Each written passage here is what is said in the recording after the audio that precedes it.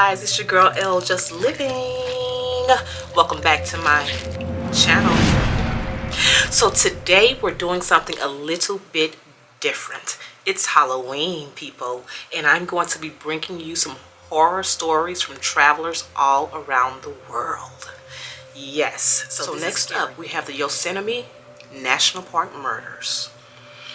Now, Cary Stayner, he was said to have had a rough childhood.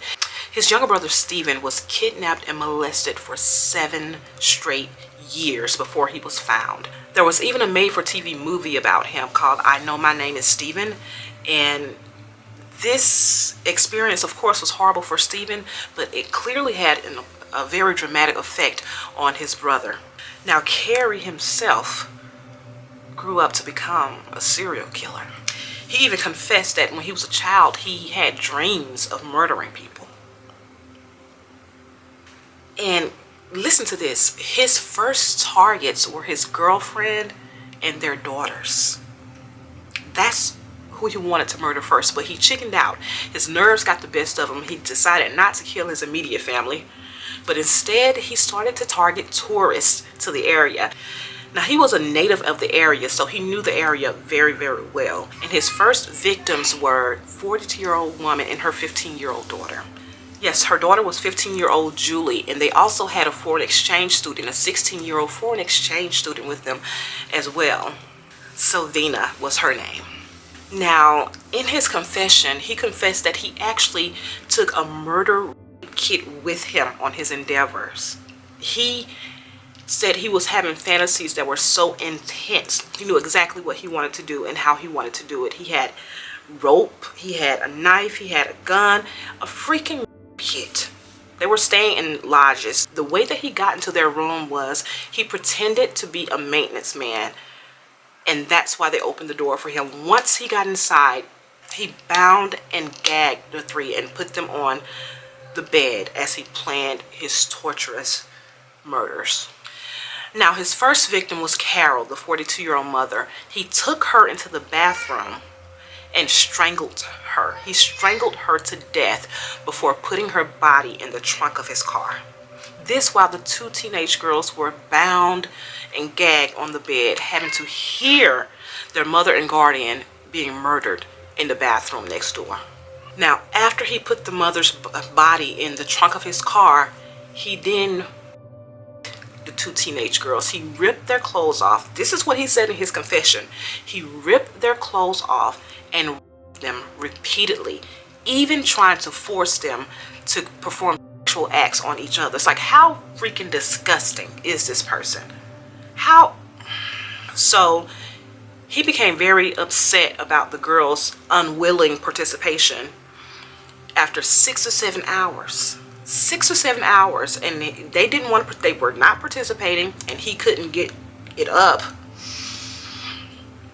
So he became angry, and he took the foreign exchange student into the bathroom and strangled her to death and dumped her body in the trunk with the mother.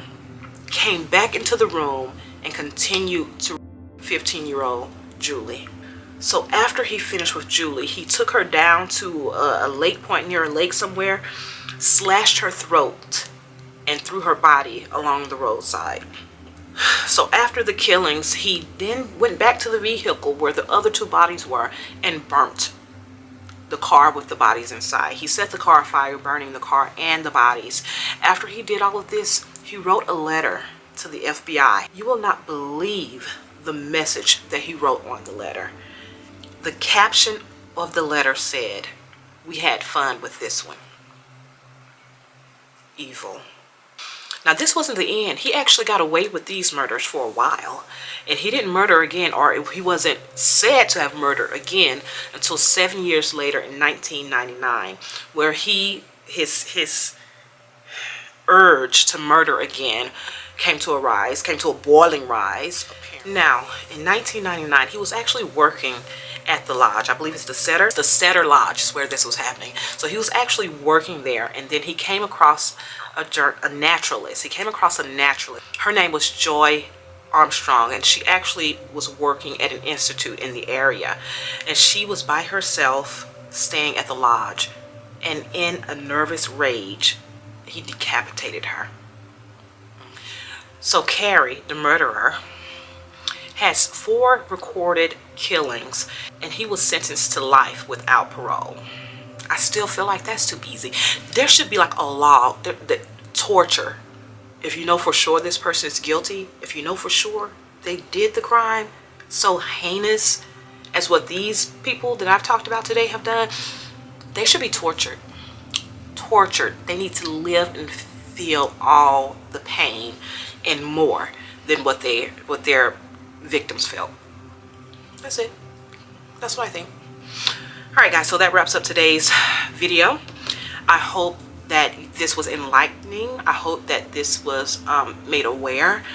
It's seasonal, but now that I did it, it's not a ghost story, it's a murder story, and it's real, and it just seems very, it's just very dark. Ugh. Okay, I need some light in my life. I need to go get some light in my life after this. Guys, so I hope you enjoyed this story. Please like, share, comment, and subscribe. And if you would like more travel tales, let me know down in the comments below, and I'll bring them to you. As always, it's your girl, Elle, just living. Love you bunches. Bye-bye.